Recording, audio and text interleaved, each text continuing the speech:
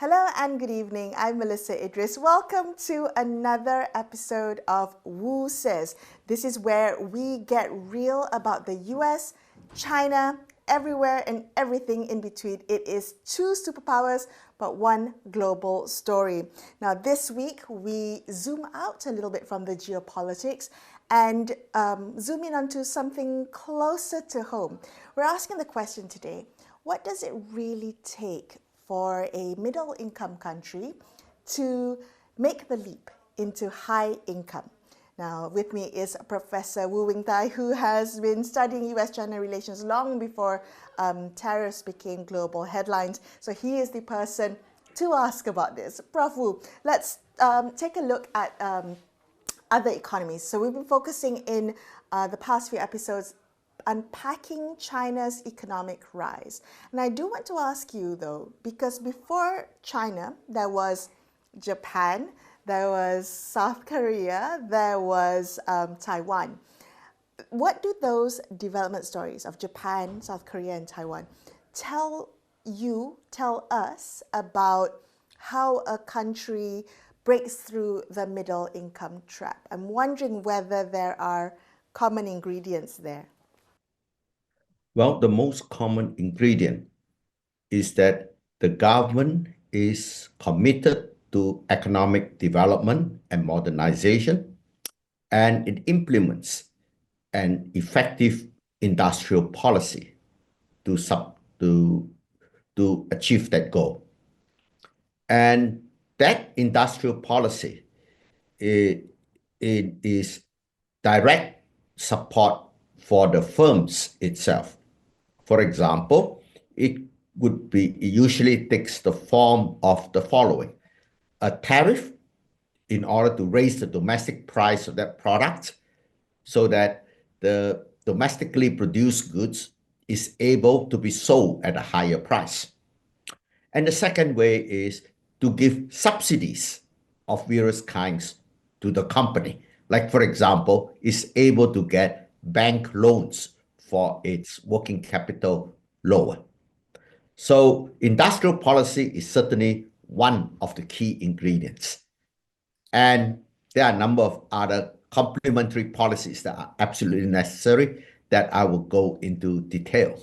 Right. Okay, so before we get into the ecosystem that allows for industrial policy to really flourish into, into results of high income growth, can we first break down what it is? So when you talk about tariffs and subsidies, what separates smart industrial policy from a misguided one, if I may use that term? I mean, the question is it about picking the right industries to back, picking the winners and building capacity there? Because if we look at China, for instance, they picked solar and EV, and they backed that horse, and that horse really galloped ahead of the others. So is it about that, or is it about planting many seeds and knowing when to get out of the way when one flourishes over the other? Yes, that what you have just said. Plant the seeds of the industries that are likely to succeed and know when the government should get out of the way. There are four elements in an effective industrial policy. The first one is that everyone who is involved in supervising that new industry knows that the final goal is not just to make that product in the country, but to be able to make that product in the country at the same cost as in other countries eventually. The fact that it is not being made right now is because the cost of producing it is higher at home than importing it from abroad. So the goal must be very clear. The first, it is that the firm must be able to produce at the same low cost as the foreign companies outside the country. So that goal must be very clear. The second thing is you establish financial performance indicators that are in line with that goal. The first one is that you have to make it very clear to the firm that what is the package of aid that it can expect and no more, unless the circumstances are truly exceptional. Like, for example, if COVID-19 were to break up again, clearly the firm needs some extra help. But other than extraordinary situation like that, the budget that's given to the firm to operate is very clear. And the performance indicators are that the firm must be able to increase its production over time without receiving additional protection or subsidies. Because the only way that it could produce more over time without receiving more subsidies is because it has managed to lower its cost over time. Because the goal is to make the firm lower its cost over time. So that's the second component, performance indicators. The third is that you have to have ready exit strategy if it turns out that this was a bad decision. That is fundamental, because otherwise you would be very much open to pleading of give us 2 more years and we'll do it. And after 2 more years, give us 3 more years and I guarantee I'll do it. So you got to have a very clear exit strategy. The fourth one is that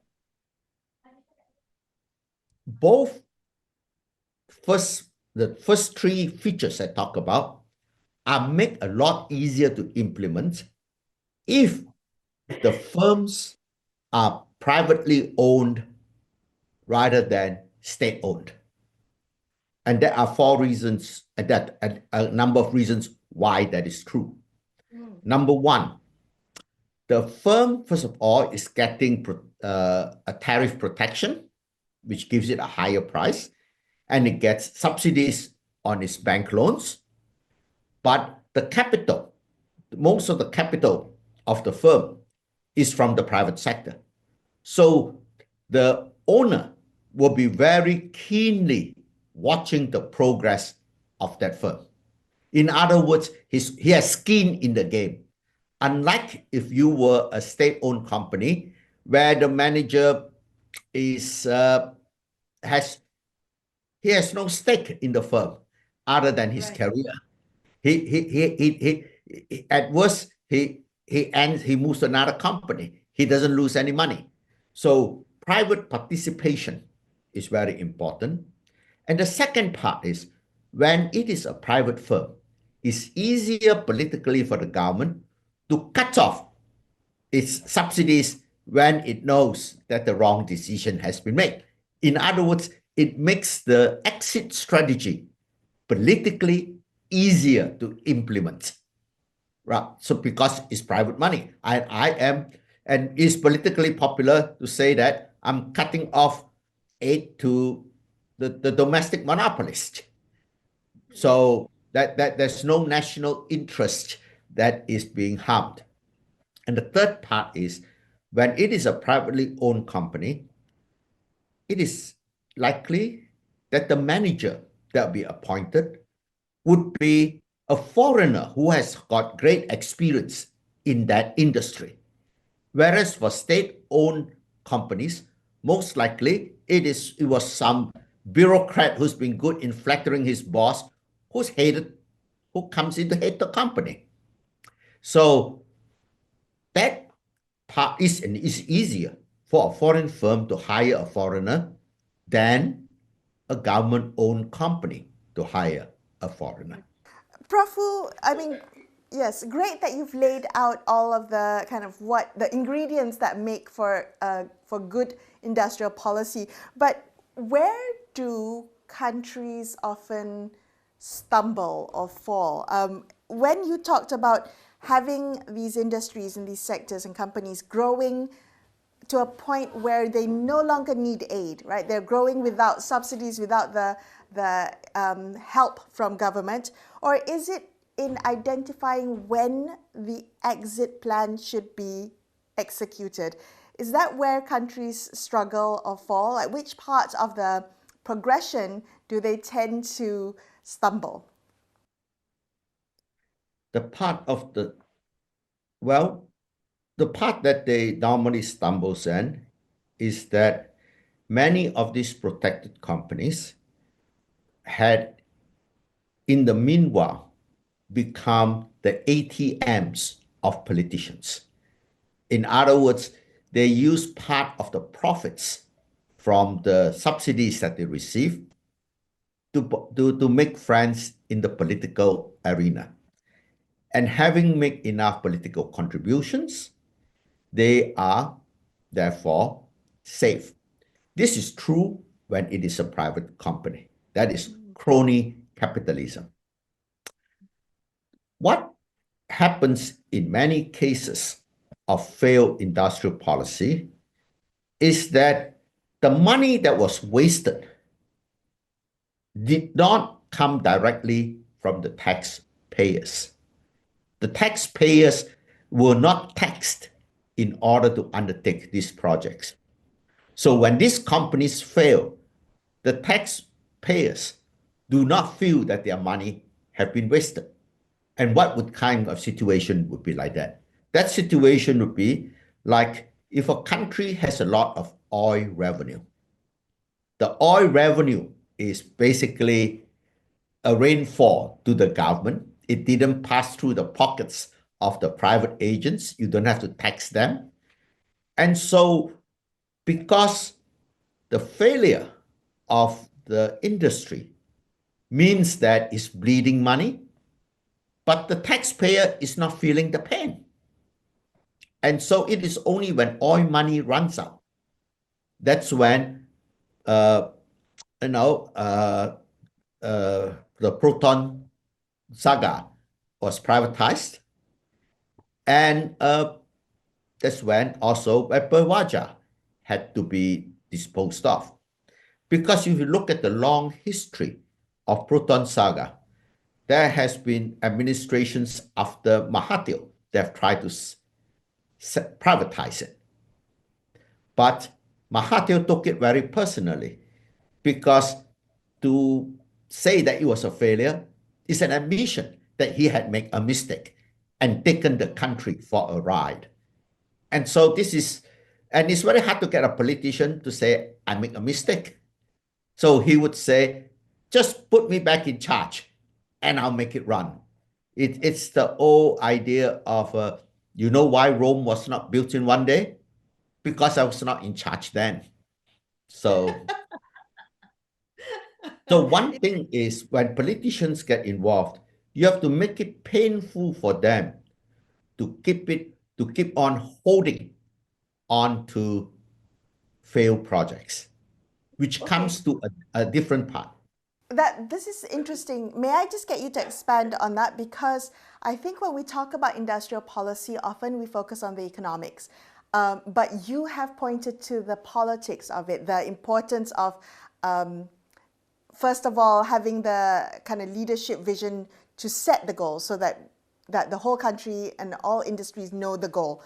But what happens when things don't go quite right and politicians or those in power use industrial policy for their own gain or use it as their own personal ATM or piggy bank?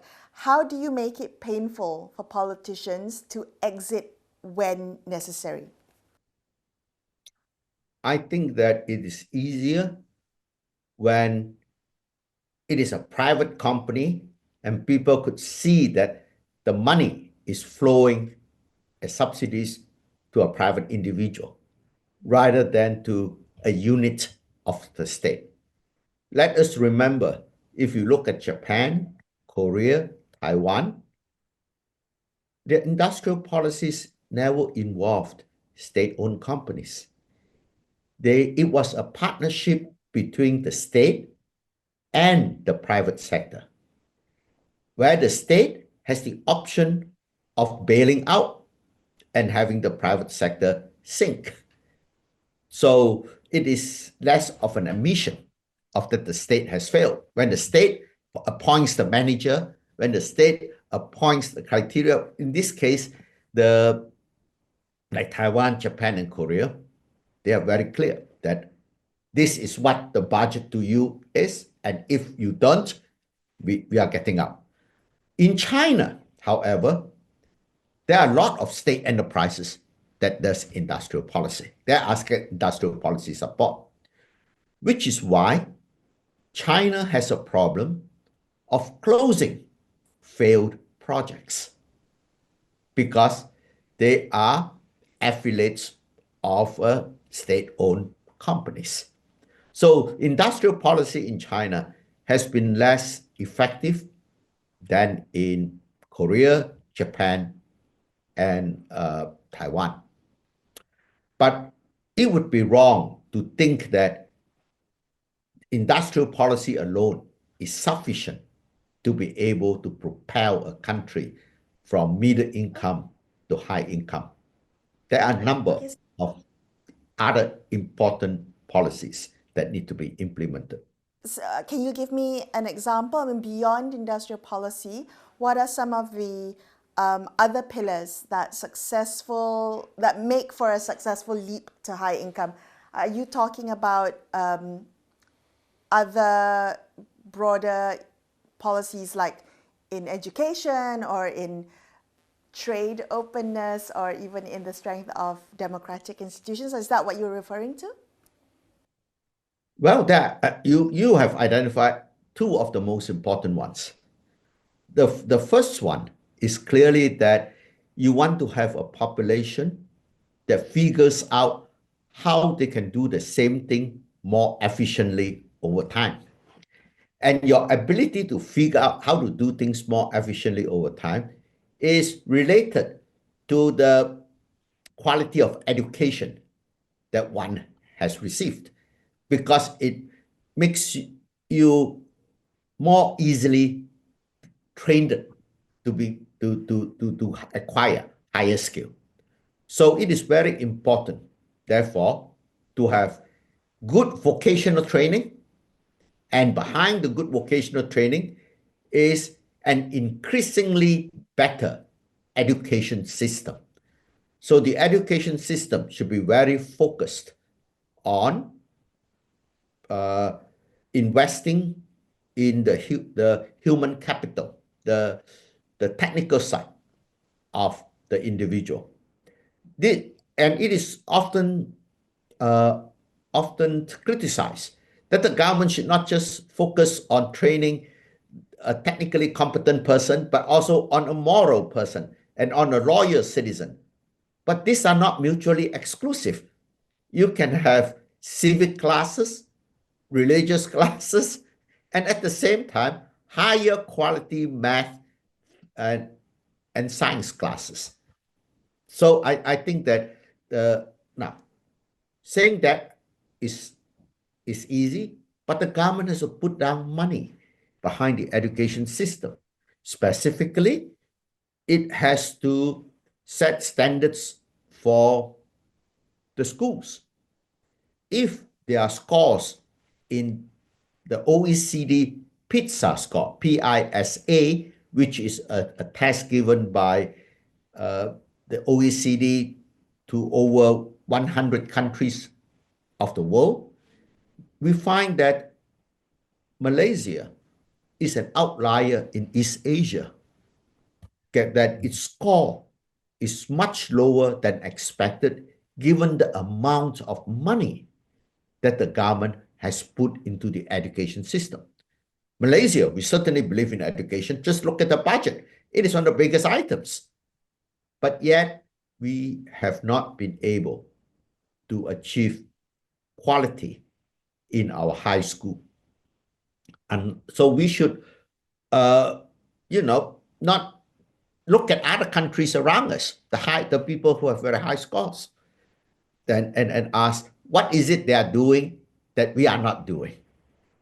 And one of them would be the kind of performance indicators they give to their teachers, which are different from what we have.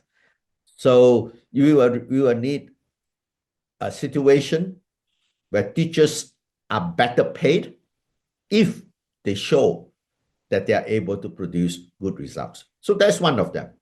The second part that is very important is that industrial policy is actually better done by the state governments rather than by the federal government. The reason is because the state governments are poorer, and so they are less likely to hold on to failed projects than the federal government. And furthermore, when you think about picking winners and losers, it is not particularly easy. So what we have is, we have a competition of picking winners among all the Menteri Besar of the United States, rather than one group of people in EPU picking who the winners are. So, and remember, the states are not as rich as the federal government. So any mistakes they make, they would tend to retreat earlier because they don't have the budget to keep on bailing out the failed enterprises. So decentralization of decision-making in Malaysia is very important. This is clearly shown in the experience of China, where the provincial party secretary has got great discretion over the economic development in his province, and he has the financial power to do so. So Malaysia, we need to give state the right to their own source of revenue. Okay, so let's bring this full circle. Let's bring this home. Malaysia was long said to be stuck in a middle income trap. We were said to have deindustrialized too soon before our sectors, our industry had matured enough to move us to a higher income bracket. What do you think? Are we able to make the leap from middle income country to high income country? Oh, I certainly think so, because we can see great example. You just ask ourselves, what have the Taiwanese done that we cannot do too? That's the first question. So, and we do find successes, but they are rare. But what the successes? Firms like Top Glove grew from a small, medium enterprise to a leading global company. Whereas, can you think of a single state-owned enterprise that has grown to become a leading global company?